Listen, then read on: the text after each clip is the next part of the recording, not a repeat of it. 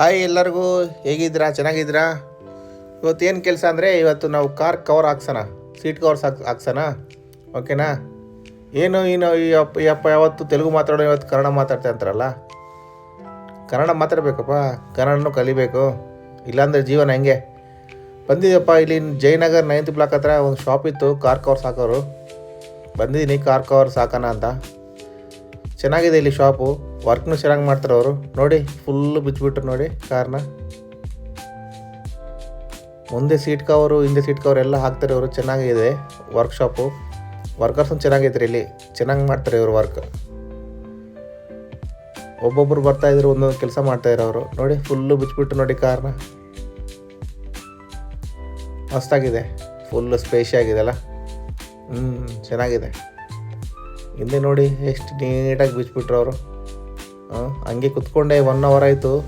ಹಂಗೆ ನೋಡೋಣ ಅಂತ ನೋಡಿಕೊಂಡೆ, ಫೇಸ್ ನೋಡಿಕೊಂಡೆ. ನೀನಪ್ಪ ಚೆನ್ನಾಗಿದೆ ಬಿಡು ಅಂತ ನೋಡಿಕೊಂಡೆ.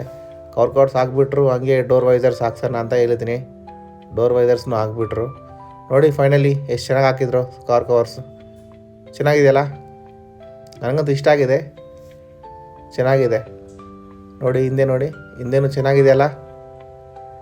ಸಖತ್ತಾಗಿ ಹಾಕಿದ್ರು, ನೀಟಾಗಿ ಬಂದಿದೆ ಫಿನಿಶಿಂಗ್ ಎಲ್ಲ.